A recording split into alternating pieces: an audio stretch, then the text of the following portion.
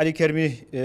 شەوا خۆشم خێراتن جارکردن مجارە gelek caran tê ziman bi vî awayî dibêjin ku serweriya Axa Başûrê Kurdistanê hatiye bin pêkirin lê yek ji berpirsên Tirk tîne ziman fermandarên nava artêşê de ye ji Ajansa Reuters zêre axiye gotiye ku em dixwazin baregehên xwe nava Başûrê Kurdistanê zêdetir bikin arman jî ew e ku şerê li dijî pekekê di vir de êdî peyva binpêkirina serweriyê êdî derbas nekiriye ne dagirkeriyekî bi giştî çawa ku niha li Rojavayê Kurdistanê heye. سڵاو و شەو باش بۆ هەموو بینەرانی بەڕێزی ڕووناهی حقیقت ئەوەیە کە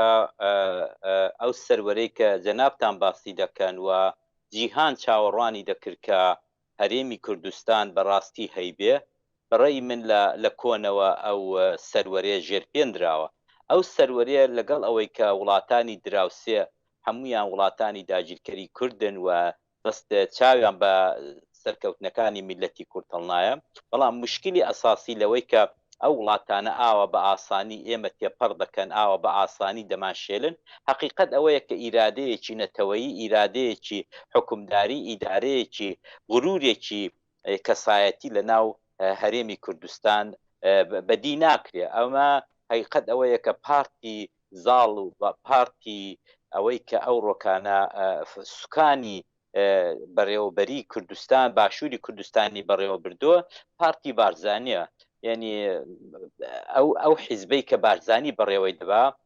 ئەویش ئەوەیە کە بەڕاستی ئەوانە ئێمە ئیتر چی دیکە ناتوانین لەگەڵ میلەتی خۆمان بە سیاست و بە مجاملە قسە بکەین حقیقت ئەوەیە کە ئەم ڕۆکانە لە کوردستان حیزبێک باڵادەستە بە نێوی حیزبی بارزانی و ئەو حیزبە بەڕاستی بەشێکە لە تورک ئەو حیزبە هیچی نەشاردوتەوە هەر ئەو دەبی لە 2014 کە بەبێ ئەوەی کە پارلەمان ئاگادار بێ پارلەمان ڕێی لەسەر بدا بەبێەوەی کە هاوپەیمانی پارتی بە تەواوی ئاگادار بێ کە یەکێتی نیشتیمانی بووەکو حیزبێکی زلهێزی ئەو کات و ئێستاش و لەگەڵ ئەوەی کە ئەودەم ئۆپۆزیسیۆنێکی کارا هەبوو لە گۆڕاندا ئەوانە ئاگادار بن ئەوانە هەستان سوون لە ژوورە تاریکەکان قەرارداد و گرێبەستی 50 ساڵەی نەوتیان لەگەڵ تورکیا ئیمزا کردووە ئەو بەڕێی من ئەوان بە خیاڵی خۆیان ئەو کات بنەماڵەی بارزانی زیرەنجێکیان کردووە لەبەر ئەوەی کە نەوتەکە بێ خۆیان نازانن نەوتێکە هەیە بەڵام ئیقتدار و ڕێبەری خۆیان و مانەوەی خۆیان بەناوە گرینگە نەک موچە و بژێوی خەڵکی کوردستان بۆوان مهم ئەوەیە کە ئەوان بمێنەوە و دزی و گەندەڵی خۆیان ئیدامە بدەن جا ئەو نەوتە دەدرێ بچێ با بدرێ ئەوان زۆر ڕاحەت نەوتەکەیاندا بە تورکیا و 50 ساڵ کە ئەمە کارەساتە ئەمە خیانەتێکی نیشتیمانیە ئەمە خیانەتێکی گەورەی ئابوووریە لە تاک بە تاکی میلەتی کورد لە باشووری کوردستان کرا ئەوەیان کرد لەبەر ئەوەی کە بە خەیاڵی خۆیان کە ڕەنگە ڕاستیشان کرد بێت کە تورکیا لەو بەرژەوەندیە گەورەی ناگوزەرێ و لەبەر ئەو بەرژەوەندیەش بێت هەمیشە و دایم لە هەموو تنگانەیەک و لە هەموو قەیرانێکدا بنەماڵەی بارزانی ڕدەگرێ بۆەوەی کە قەراردادەکەی بۆەوەی کە گرێبەستەکەی نەفەوتێت و تا ئێستا ژوای کردو دەبینین لە چەند قۆناغاندا تورکیا نەیهێشتۆ بنەماڵەی بارزانی بکەون ئەوە حقیقەتێکە کە دەبێت میلەتی کورد زۆر باشتر بگەن کە ئەو کەسەی کە ئەو ڕۆکانە دەستی تورکیا و ئۆردۆغان دەگرێ ڕای دەکێشێ بۆ ناو کوردستان بەغەیرە بنەماڵەی پارزانی کەسی دیکە نییە ئەگەر ئەوان نەبن ئەگەر دوژمنێکی ناوخۆ ئەگەر چاوساغێکی ناوخۆ بۆ ئۆردۆغان نەبێت ئەو ڕۆکانە ئەو بەشەی کە ئەوان هاتوونە ناو کوردستان ئەمن دڵنیام خەڵکی باشوور بەو ڕابردۆ شۆڕژگێرانەی کە هەیەە لەگەڵ قەندیل ئەوان ئەوێ دەکەنە گۆڕستانی فاشیەکانی تورک ئەوان بەڵام بەداخەوە کاتێک لە نیوە شەودا خەڵک نووسۆ ئەوە چاوساغێک بە ناوی حیزبی بارزانی تورکیا دێنێت و بۆ سەر چیاکان ڕاهنمایی دەکا گرای دەداتێ دەستی دەگرێ و دەیبا جا بۆیە ئەو ڕۆکانە ئەوەی کە تورک کردوێتی ڕاستە شتێکی داگیرکەرانەیە دەبێت محکومی بکەین دەبێت هەموو تاک بە تاکی میلەتی کورد بێتە سەرخەت لە هەر چوار پارچەی کوردستان ئەوە تەحەدایە لە دایکی نیشتیمان ئەوە تەجاوزە بە دایکی نیشتیمان کە بەداخەوە ڕاستە دوژمنی داگیرکەر لە دێرزەمانەوە تەماحی لە ناوچەکانی باشووری کوردستان و لە ویلایەتی مووسڵی سەردەمی عوسمانی هەیە و خەیاڵ و ئەوەی لە مێشکدا هەیە کە عوسمانیزم زندوو بکاتەوە و تەواوی ئەو وڵاتانەی کە لە سەردەمی عوسمانیدا لەژێر حکمی عوسمانیدا بوونجا بە هەموو نەتەوەکانەوە بیهێنێتەوە ژۆر چۆچی خۆی بەڵام لە هەمووان گرنگتر ئەو ڕۆکانە ئەویش کوردستانە. بۆچی کوردستان بۆەوەی زۆر گرینگە؟ خواگە لە تۆ لەوەی پرسی خۆ سەردەمی عوسمانی گەلێک وڵاتە بوون کە لە ژێر سەیتەرەی عوسمانی بوون و دوایە بوونە دەوڵەت و ئێستاش بە ئاسوودەیی دەژینیا کەسکاری پێیان نییە. بەڵام بۆ تەنیا باشووری کوردستان ئەوە لەبەر ئەوەیە کە باشووری کوردستان کووردە و دەوڵەتی تورکیا بۆ خۆی کوردی هەیە و دەناو دەوڵەتی تورکیاشدا مشکلێکی گەورە هەیە کە پێی دەڵێن کێشەی کورد. بۆیە ئەو دەیهەوێ هەرچی دەوروبەری ئەوەیە لە مەسەرەی کورد پاکاتەوە و کێشەیەک بە ناوی کێشەی کورد نەهێڵێ. حەقیقەتەکەی ئەوەیە و ئەو دڵی بەوەش خۆشە و ئەو ئیمتیازەشی هەیە کە قەراردادێک گرێبەستێکی 50 ساڵەی لەگەڵ تورکان ئیمزا کردووە بەو هیوایەی بەو خەیاڵەی کە تا 50 ساڵی دیکە بە هەیوای ئەو نەوتەیکە ئەو بە بەلاش داوەتی بە تورکیەی و پارەیەکی زۆر تورکیا لەوەی قازانج دەکات ئەوانیش لە عەوەزی وەیدا ئەو لە دەسەڵاتدا بێڵنەوە ئەو بنەماڵەیەی و نەهێڵن لێیان بقەو بێ لە هەر شەڕێک کە تووشیان بێ ئەوان بیپارێزن. بەڵام حقیقەت ئەوەیە ئەوان تا ڕادەیەک دێنە پێشێ بۆ ئەوەی ئەگەر ئێوە لەبیرتان بێ کاتێک بارزانی باسی دەوڵەتی کوردی کرد دەست بەجێ تورکیا بەرامبەری ڕاوەستا و لەگەڵ ئەو بۆچوونەی بارزانی بربەرەکانی کرد و تەنانەت حەساری خستە سەر کوردستان. بۆیە ئەو ڕۆکانە ئێمە دەبێ هەمومان میلەتی کورد بینە سەر جادە بینە سەر ئەوەی کە بەڵێ تورکیا فاشێت تورکیا داگیرکەرە بەڵام ئەوە بەبێ یارمەتی ناوخۆ نەدەکراوە و ئێستاش ببێت یارمەتی داوخۆ ناکرێت ئەو کەسەی کە ڕای دەکێشێ و ڕێنمویی دەکا حیزبی بارزانێ. li gorî welatekî din ferq dike. Rêzar Elî Kerimî divir de embala xwe binekê helwestên ji welatên Erebî derketin gotin ku em vê binpêkirina dewleta Tirk ji axa Iraqê re qebûl nakin. Her buha bankirina ji bo balyozê Tirkiye li Bexdayê bi vî awayî du cara hate kirin jî dîsa got em ê dewam bikin vê yekê. Li gorî wê ev daxuyaniyên ku ji aliyê welatên Ereban ve û dîsa tevgera Bexdayê de çi xasî ciddiye rastî ji ew ê bandorek xwe bike yan tenê ji bo ku ava rûyê xwe veşêrin yan spî bikin. من پێشەکی ڕوونکردنەوەیەک بۆ ئەو برادەرە بدەم. من دۆست و ڕەفیقی یەکجار زۆرم لە ناو عێلی بارزاندا هەیە. بارزان لەلای من هەمویان بە شخصیەت و ئیسانی باشن بەڵام معلومەیدی لە قسەیەکدا و لە مقابلەیەکی ئاوادا هەموو کەس ئەمن دەناسێ دەزانم کە هەموو کەس دەزانێت کە من دەڵم بارزانی مەبەستم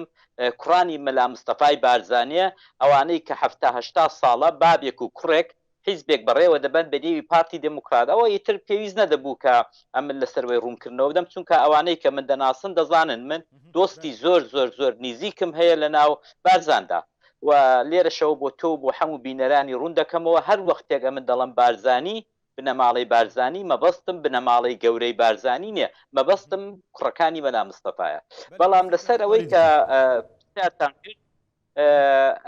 بەڵێ ئەمیش ئەو ڕۆکانە ئەوەم خوێندەوە کە کۆمکاری عەرەبی و چەند وڵاتی عەرەبی ئەو هێرشیان مەحکوم کردووە و چەند فەرماندەیەک لە عێراق لە بەغدا. بەڵام کاکە حەقیقەت ئەوەیە کە ئێمە دەبێ ئەو جۆرەی کە هەیە لە خۆمان بڕوانین ئەو جۆرەی کە ڕاستیە لە بە خۆمانی بڵین نەک ئەوەی کە دڵی خۆمان خۆشکەین ئەوە ئەمریکا لە پشتمانە ئەوە نازانم وڵاتانی عەرەبی سەفیری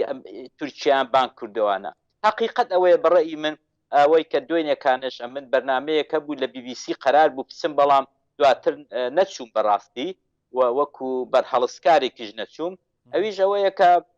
مستەشارێکی میتیان هێنابوو ئەو زۆر بە سەراحەت لە تەلەڤیزیۆنی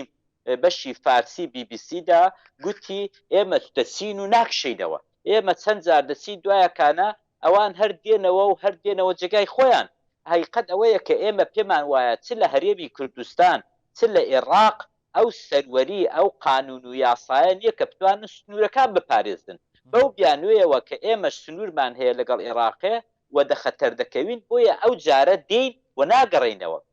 ئەوەی حقیقت بێت ئەگەر ئێمە دڵمان بەوەی خۆش بێت کە دوو بەیاننامە لە کۆمکاری عەرەبی یا لە وڵاتی عەرەبی یا لە ئێران لە هەر جگایەکی بێت ئەوە هیچ دەردێک بۆ ئێمە دەوا ناکات و ناتوانێت پێش بە دەوڵەتی تورک بگرێت کە ئەم حرەکەتە وحشیانەی کە دەستی پێکردو 2 ڕۆژە 3 ڕۆژە پێشی پێ بگرن. ئەوەی کە یارمەتی ئێمە دەدا زۆر سپاسیان دەکەین، ئەوانەی کە هەڵوێستیان هەیە دەبێت سپاسیان بکەین، بەڵام ئەوەی کە بە معنای واقعی یارمەتی نیشتمانەکەمان و میلەتەکەمان دەدا یەکگرتووی خۆمانە. ئەوەی کە دەتوانێت یارمەتیمان بدا لە ناوچوونی دوژمنی ناوخۆیە، ئەوەی کە ئێمەی وا کڵۆڵ کردووە، ئەوەی کە ئێمە وا لێ دەکا ئەوەیە کە لە ناو خۆماندا کەسێک هەیە کە یارمەتی دزەکە دەکا، یارمەتی داگیرکەرەکە دەکا، دەستی دەگرێت بە نیوە شەو. ئەو چۆرە ئەو کە دێتە کوردستان دار و بەردی لێ دەبێتە پێشمەرگە و لێ دەبێتە گریلا، کەوابێت چێ بەرەو پێشی دەبا، چێ لایتی بۆ هەڵدەکا، ئەوە دوژمنی ناوخۆمانە. حقیقەت ئەوەیە کە ئەگەر ئێمە لەناو خۆماندا یەکگرتوو بین، لەناو خۆماندا زەعف و کەم و کوڕی وەک ماڵی بارزانیمان نەبێت، دەوڵەتی تورکیا باشووری کوردستانی لێ دەبێتە ڤێتنام، باشووری کوردستانی لێ دەبێتە جەحەندەم. ئەوە تا ئەو هەواڵە باسی کرد لە هەفتانەین ئەوان دەیان کەلاکیان لێ بەجێماوە، شنیان توانیوە سەرکەوتوو بن. ئۆپەراسیۆنی دوای نێو ئەو ڕۆی تورک لە منتەقەی هەفتانەی بەرەو شکست ڕۆیشتووە و نایانتوانیوە شوێنەکان بگرن. و ئەگەر ئێمە دەنێ خۆماندا ئەو هاوکاریە بە زۆرتر بکەین، هەر 4 پارچەی کوردستان و پێشمەرگە و گریلا ڕۆژهەڵات هەموو بێن وەکو شەڕی داعش، هەمومان بەربەرەکانی دەوڵەتی تورک بینەوە. دەوڵەتی تورک ئەوە نییە، سەرباز و جوندی تورک ئەوە نییە کە ئەو ڕۆکانە بتوانێت وڵاتێک داگیر بکات لە ناوەڕاستی ڕۆژهەڵاتی ناوەڕاست. حقیقەت ئەوەیە کە ئێمە ئەو هەیقەتە بله رێزار علی کەریمینها ev helwestên welatên Ereban behsa Iraqê dikin. Tu carî behsa herêma Başûrê Kurdistanê nekirine. Lê pirsekî bi vî awayî sertevna civakî têkirin. Dibêje li herêma Başûrê Kurdistanê sê serokatî heye. Serokî herêm, serokî hikûmet, serokî parlamentoyê. Herêm ji aliyê dewletê Tirk ve tê dagirkirin û niha jî ev dagirkerî dewam e. Lê heya niha jî şermezarkirinekî nekirine van seroketiyan. Gelo piştî dagirkirina vê herêmê were kirin. Ew ê weke serokên kîjan herêmê were naskirin? Li gorî we ew ê wekî kîjan herêmê were naskirin ku ev dagirkerî bi vî awayî dewam? حقیقەتێک ئەوەیە کە ئێمە ئێستاشی لەگەڵ بێ بە قانونی فدراڵی ئێمە بەشێکین لە عێراق و ئێمە خۆمان کە دەچین بۆ ئەوانە داوا دەکەین کە ئێمە سنوورەکانی خۆمان دەپارێزین، ئێمە مەسئولی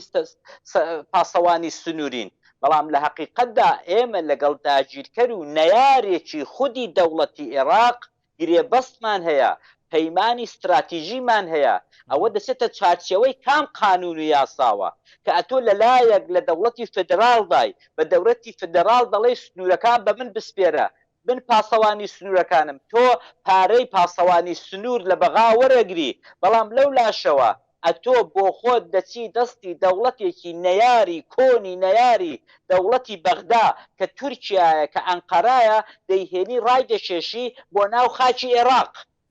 ئەمە حقیقەتێکە کە چونکە عەرەبیش دەوڵەتی بەغداش لەگەڵ کوردەکان بە تەواوی یار نییە، بە تەواوی ئەوە نییە و پێی خۆشە کە کورد شکست بێنێت، ئەویش ڕەنگە لە بنەوە ڕەنگە بەعزە شتێ بکا لەباری دیپلۆماسیەوە. بەڵام پێی ناخۆش نییە دەوڵاتانی عەرەبی کەی دۆستی کورد بوون، دەوڵەتی ئێران کەی دۆستی کورد بووە. بۆیە ئەوانی چونکە کێشەی لەگەڵ تورکیا هەیە ڕەنگە کۆمەڵێک ئەو جورە تەعاروفات و مجاملاتی دیپلۆماسی لێدوانانە بەیەکەوە بکەن. بەڵام لە حەقیقەتدا ئەوەی کە لە ئاخرەکەیدا دەبێتەوە دۆستی واقعی کورد هەر بۆ خۆیەتی ئەو ڕۆکانە. ئەگەر من دەسەڵاتی باشوورم هەبایە، یەکێتی نەتەوەییم لەگەڵ برادرانی قەندیل دروست دەکرد، یەکێتی نەتەوەییم لەگەڵ کوردانی باکوور و ڕۆژاوا دروست دەکرد، یەکێتی نەتەوەییم لەگەڵ کوردانی ڕۆژهەڵات دروست دەکرد و هەموو لە ژێر چەترێکدا بە گوتارێکی نەتەوەیی بەرەو پیری هەموو قەیرانێک، بەرەو پیری هەموو دوژمنێک دەچین. بەڵام کاتێک فڕانی بارزانی ئەو ڕۆکانە یەکان سەرۆکی حکوومەتە، ئەوی دیکە سەرۆکی هەرێمە و هەمومان دەزانین کە حکوومەتەکەی کوڕەکەی مەسعود بارزانی کە ئەوە ساڵێک زیاترە تووشی کۆمەڵێک قەیران بووە، تووشی شکست بووە، حکوومەتێکی زۆر زۆر زۆر ئەوەی بەڕێوە بردۆوان سەرکەوتوو نەبووە ئەم ڕۆکانە معاشی بۆ نادرێ ئەو ڕۆکانە ناتوانێت حتا پارلمانەکەی بکاتەوە کێشەی لەگەڵ سەرۆکی پارلمان لێ پەیدا بووە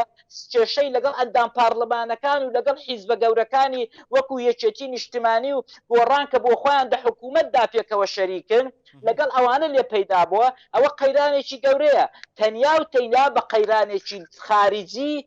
وەکو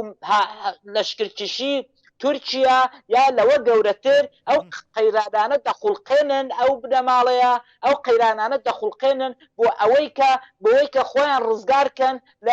لە شتە ئەسڵێکە.